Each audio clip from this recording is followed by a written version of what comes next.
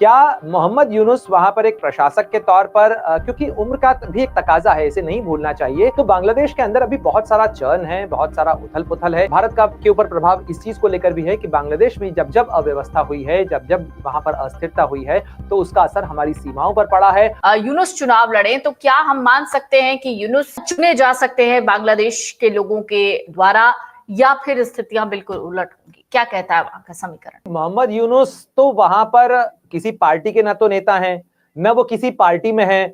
वो तो एक अंतरिम प्रशासक के तौर पर वहां पर बैठाए गए। उनका जो ओहदा है, वो भी chief adviser of Bangladesh government है। और उनके जितने भी जो मंत्रियों के तौर पर वहां पर काम कर रहे हैं, वो सारे लोग सलाहकार की भूमिका में हैं, क्योंकि ये अंतरिम व्यवस्था है। बांग्लादेश के अंदर जो स्टूडेंट्स जिनके आंदोलन के बाद में वहां पर एक तरीके से सत्ता परिवर्तन हुआ था, तख्ता पलट हुआ था, उन्होंने भी एक अभी नई पार्टी बनाई है जो पहली बार चुनाव में उतरेगी। इसके अलावा अवामी लीग जो कि वहां की पुरानी पार्टी है, शेख हसीना की पार्टी है। इसके अलावा बांग्लादेश नेशनलिस्ट पार्टी जो कि बीएनपी है, वो भी चुनाव की मांग कर रही है, जो खालिदा जिया की पार्टी है। चुनाव के अंदर देखिए, चुनाव तो होगा ही वहां पर, लेकिन चुनाव के अंदर जीतना या हारना इस पर भी निर्भर करता है कि वहां पर जनता क्या चाहती है। एक दूसरी बात यह है कि किस पार्टी का संगठन नीचे तक है। जो इसका संगठन होगा वही मतदाताओं को अपने लिहाज से या अपना एजेंडा उन तक पहुंचा पाएगा, उनको मोबिलाइज कर पाएगा।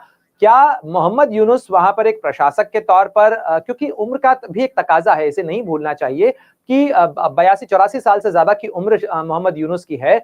वो कितना प्रॉस्पेरेट या कितना प्रॉमिसिंग हो सकते हैं बांग्लादेश के लिए, कितना वो बांग्लादेश के लोगों को ये भरोसा दिला सकते हैं कि वो बांग्लादेश को अच्छे तरीके से लीड कर पाएंगे, इस पर अभी सवालिया निशान है। तो इसलिए अभी उन्हें एक अंतरिम प्रशासक से ज्यादा नहीं देखा जा रहा है। लेकिन बांग्लादेश के अंदर निजाम कौन सा आएगा, कौन सी पार्टी आएगी, उस पार्टी का एजेंडा क्या होगा, ये सारी चीजें अभी अस्पष्ट हैं, क्योंकि बहुत सारे बदलाव इस समय मोहम्मद यूनुस वहां पर कर रहे हैं। एक बदलाव तो यह है कि बांग्लादेश के अंदर संविधान बदलने की बात की जा रही है, यहां तक कि बांग्लादेश का नाम बदलने की बात की जा रही है। नाम से तात्पर्य है कि अभी पीपल्स रिपब्लिक ऑफ बांग्लादेश उसे कहा जाता है, लेकिन वो डेमोक्रेटिक रिपब्लिक ऑफ बांग्लादेश उसका नाम करना चाहते हैं। उस नॉमेनक्लेचर को लेकर जो विपक्षी पार्टी है, विपक्षी यानी जो अवामी लीग की विपक्षी पार्टी थी, बांग्लादेश नेशनलिस्ट पार्टी, खालिदा जिया की पार्टी, उसने भी इसका विरोध किया है, जो कि सो कॉल्ड इस छात्र आंदोलन और शेख हसीना की सरकार का विरोध करती रही। तो बांग्लादेश के अंदर अभी बहुत सारा चर्न है, बहुत सारा उथल-पुथल है, इसलिए अभी सर्टेनिटी से कुछ भी कहना मुश्किल है कि बांग्लादेश के अंदर पहली बात तो यह है कि चुनाव कब होता है,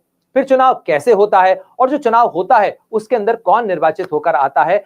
हम केवल जिज्ञासा की खिड़की से इस चीज को देख सकते हैं, क्योंकि बांग्लादेश के चुनाव के अंदर वहां कौन चुना जाएगा ये तो बांग्लादेश की जनता तय करेगी, ये उन्हें तय करना है। लेकिन जाहिर तौर पर पड़ोसी के नाते अगर आपके पड़ोस के घर में आग लगी है या आपके पड़ोस के घर में अस्थिरता है, कलह है, तो जाहिर तौर पर वो आपको भी प्रभावित करता ही है। एक पड़ोसी के नाते भारत का के ऊपर प्रभाव इस चीज को लेकर भी है कि बांग्लादेश में जब-जब अव्यवस्था हुई है, जब-जब वहां पर अस्थिरता हुई है, तो उसका असर हमारी सीमाओं पर पड़ा है। वहां से लोगों का पलायन हुआ है। 1971 में भी हमने उसी तरीके की चीजें देखी थी। उसके बाद भी लगातार बांग्लादेशी घुसपैठियों का मुद्दा भारत के जो सीमावर्ती राज्य हैं, चाहे हम पश्चिम बंगाल की बात करें या फिर उसके हम जो हिंटरलैंड की बात करें, अंदर के राज्यों की बात करें, तो उसका असर आपको झारखंड में देखने को मिलता है, बिहार के अंदर आपको देखने को मिलता है, और यहाँ तक कि बांग्लादेशी जो घुसपैठियों का मुद्दा है, वो तो आपको राजधानी दिल्ली तक देखने को मिलता है। कई देश के राज्य हैं जहां पर बांग्लादेशी जो घुसपैठिए हैं या जो अवैध तरीके से भारत के अंदर रह रहे हैं, ऐसे बांग्लादेशी नागरिकों की संख्या